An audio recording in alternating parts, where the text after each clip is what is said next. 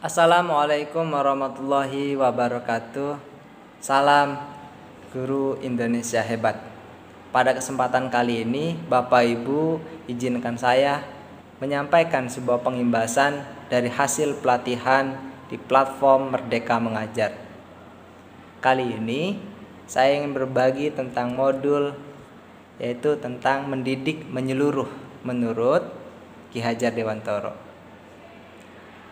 Pemahaman terhadap pendidikan dan pengajaran ini terkadang masih sangat kabur. Penggabungan istilah dan pengertian inilah yang sesungguhnya membuat pemaknaannya menjadi kabur dan hilang.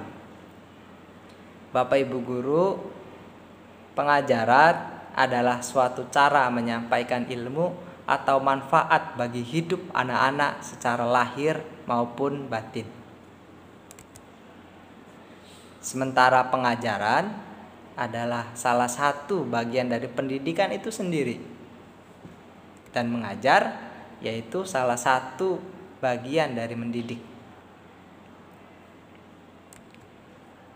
Pendidikan menurut Pak Ki Hajar adalah tempat menaburkan benih-benih kebudayaan yang hidup dalam masyarakat sekaligus sebagai instrumen tumbuhnya unsur peradaban itu. Bapak Ibu guru, menurut Ki Hajar Dewantoro, pendidikan yaitu sebagai tuntunan, yaitu tuntunan dalam hidup tumbuhnya murid. Murid diciptakan sebagai makhluk yang memiliki kodrat untuk mereka hidup dan tumbuh. Dari itu Bapak Ibu, murid-murid kita diberikan talenta bakatnya oleh Tuhan berbeda-beda, bermacam-macam. Sementara pendidikan di kita masih berfokus kepada kemajemukan, kesamaan, ujiannya sama dan bentuk soalnya juga sama. Maka Bapak Ibu mengutip pendapat dari Albert Einstein yang saya temukan di buku Sapiens yang ditulis oleh Yuval Noah Harari.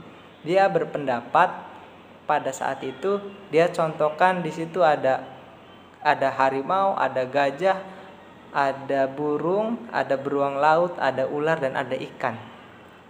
Maka saat itu ada seorang penguji atau gurunya mengujikan, yaitu dengan memanjat pohon. Maka apa yang terjadi Bapak Ibu? Betul. Maka ikan selama seumur hidupnya dia akan merasa bodoh. Tetapi coba sebaliknya. Seandainya ujian itu tidak memanjat pohon, tetapi disuruh menyelam ke dasar lautan atau ke dasar danau. Dari kebanyakan hewan itu, siapa yang paling pandai menyelam ke dasar lautan? Betul sekali, yaitu adalah ikan.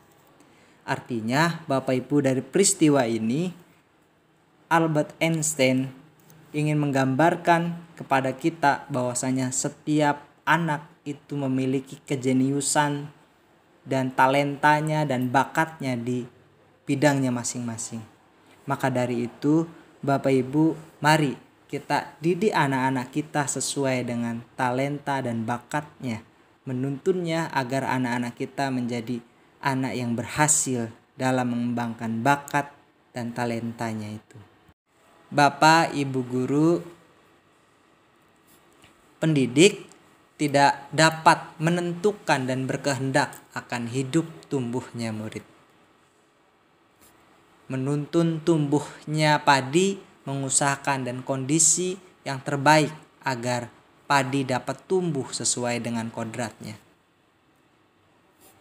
Anak-anak yang tumbuh berdasarkan kekuatan dan kodratnya yang unik, tidak mungkin pendidik mengubah padi menjadi jagung atau sebaliknya.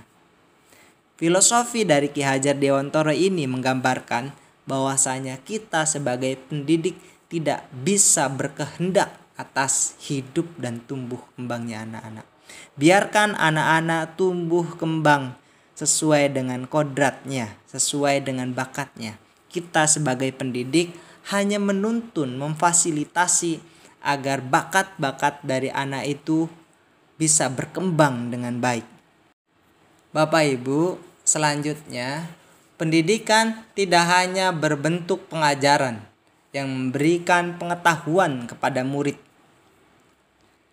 Mendidik adalah menuntun keterampilan berpikir anak dan mengembangkan kecerdasan batinnya. Selanjutnya, pendidikan pikiran atau yang bisa kita sebut dengan intelektual murid sebaiknya dibangun setinggi-tingginya, seluas-luasnya, dan selebar-lebarnya untuk mewujudkan pri kehidupan lahir dan batin dengan sebaik-baiknya. Setiap murid memiliki kekuatan-kekuatan yang memerlukan tuntunan. Contohnya, ada anak yang memiliki bakat dan talentanya, tetapi anak itu tidak berkembang dengan baik. Apakah karena dia tidak diberikan tuntunan dengan baik oleh gurunya? Atau ada sebaliknya, ada anak yang memiliki bakat dan talentanya dan setelah dituntun oleh gurunya dengan baik, tetapi anak ini bakat dan talentanya tidak berkembang secara baik. Bisa jadi anak-anak itu dapat pengaruh-pengaruh kurang baik di luar atau di dalam lingkungan sekolah itu. Bapak Ibu guru, selanjutnya kita sebagai pendidik tidak boleh memilih kasihkan terhadap anak. Oh, anak ini cerdas, anak ini kurang cerdas. Karena itu akan memberi efek kepada anak-anak kita. Kita pahami anak-anak kita bahwasanya semuanya itu sama. Sebagaimana yang disebutkan di buku Quantum Learning yang ditulis oleh De Potter.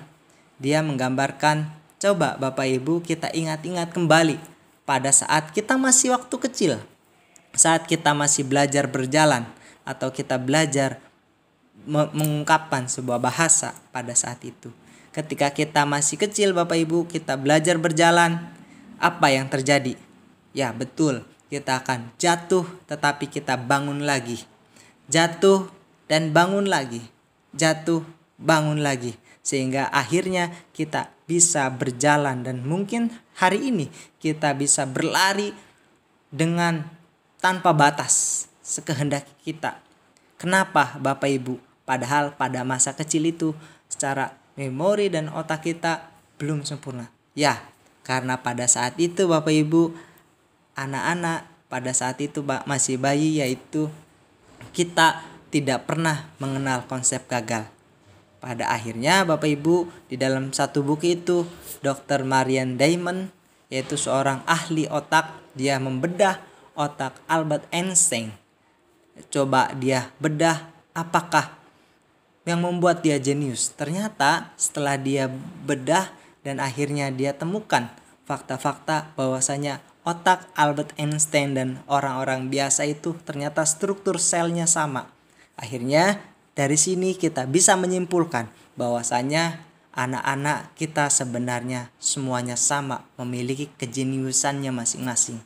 Maka dari itu Bapak Ibu guru, mari kita tuntun anak-anak kita secara baik dan benar agar anak-anak kita bisa berguna dan bermanfaat secara lahirnya maupun batinnya. Baiklah Bapak Ibu guru, apa yang telah saya sampaikan tadi kurang lebihnya, dan mungkin kalau ada banyak kekurangan mohon dikoreksi. Terima kasih. Assalamualaikum warahmatullahi wabarakatuh.